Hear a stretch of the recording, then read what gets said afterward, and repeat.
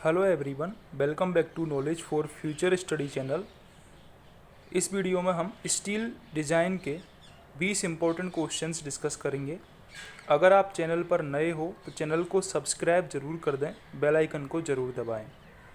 पहला क्वेश्चन है, the risk coefficient k depends on, options हैं mean probable design life of structures, basic wind speed, both A and B and none of the above. तो correct answer है इसका C option. जो risk coefficient होता है k, वो design life of structures और basic wind speed, इन दोनों पॉइंट्स पर डिपेंड करता है। अगला हमारा क्वेश्चन है, for eccentrically loaded columns the bending factor is, options हैं cross sectional area of column upon radius of gyration, radius of gyration and cross sectional area of column, cross sectional area of column upon section modulus of the section. तो correct answer है इसका C option. जो bending factor होता है वो होता है cross sectional area of column upon section modulus of section. ठीक है, तो सी ऑप्शन इसका करेक्ट आंसर है। The net area of round bars to resist the tension is the area of cross section at, correct answer है इसका root of the thread, root of the thread. The net area of round bars to resist the tension is the area of cross section at the root of the thread. B option इसका correct answer है। The bracing between two columns of a steel tank will be designed to resist, important question है ये।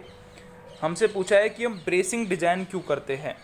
तो correct answer है इसका bracing between two column of a steel tank will be designed to resist horizontal shear due to wind और earthquake plus 2.5% of column loads. B option इसका correct है। Horizontal shear होता है विंड और earthquake के कारण, उसको रजिस्ट करने के लिए हम ब्रेसिंग डिजाइन करते हैं स्टील टैंक में। एक column splice is used to increase, options है length of column, strength of column, cross sectional area of column and none of these. तो करेक्ट आंसर है इसका ए ऑप्शन। जो कॉलम स्प्लाइस है वो लेंथ को इंक्रीज करने के लिए डिजाइन करते हैं, हम यूज में लेते हैं, लेंथ ऑफ कॉलम को इंक्रीज करता है। A beam may be designed as a cased beam if, एक बीम को केस्ड बीम बोलेंगे यदि section is of double open channel form with the webs not less than 40 mm apart. Second है overall depth and width of the steel section do not exceed 750 and 450 mm respectively. जो overall depth है steel section की वो 750 mm से ज़्यादा नहीं होनी चाहिए, और जो विड्थ है वो 450 mm से ज़्यादा नहीं होनी चाहिए। ठीक है, अगला है beam is solidly encased in concrete with 10 mm aggregate having a tie stage strength 160 kilogram per cm square.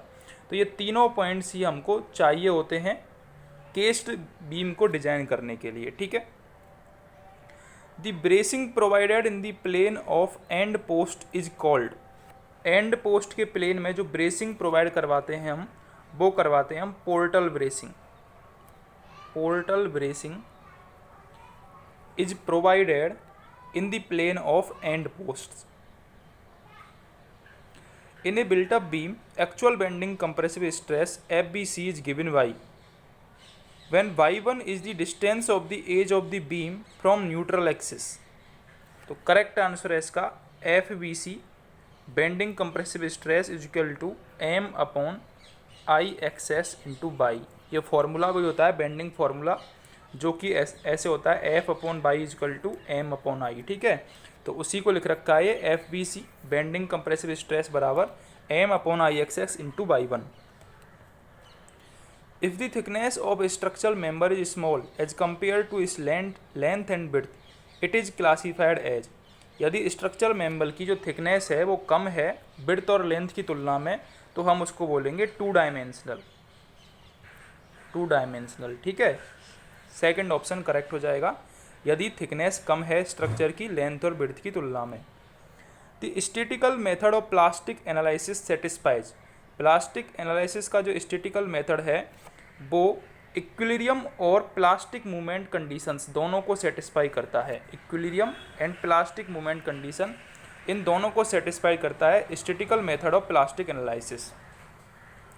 अगला क्वेश्चन है लग एंगल इज, जो लग एंगल है वो सिंगल एंगल मेंबर की तरह यूज होता है, not use with double angle member, double angle member के साथ यूज नहीं होता है, सिंगल एंगल मेंबर के साथ यूज होता है लग angle.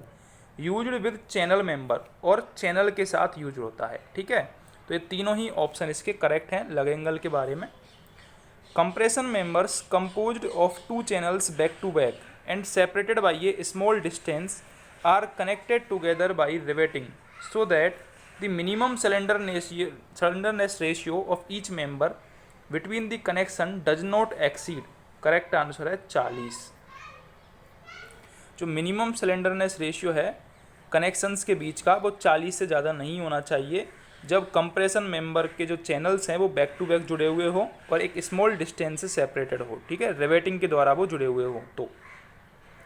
The connection of intermediate vertical stiffeners to the web not subjected to external loads shall be designed for a minimum shear force of, तो करेक्ट आंसर है इसका C option, minimum shear force होना चाहिए 125 T²/H, ये minimum shear force है। When the upper column does not provide full bearing area over lower column, the column splice is provided with the following assumptions. जब upper column does not provide full bearing area provide नहीं करता है lower column के ऊपर, तो हम column splice provide करवाते हैं किस अजम्पशन के साथ। ऑप्शन ए है bearing plate is assumed as a short beam to transmit the axial load to the lower column, correct है। Axial load is assumed to be taken by flanges, flange के द्वारा axial load लिया जाता है, ये भी correct है। Load transmitted from the flanges of upper column and reactions from the flanges of lower columns are equal and form a couple, तीनों option इसके करेक्ट हैं।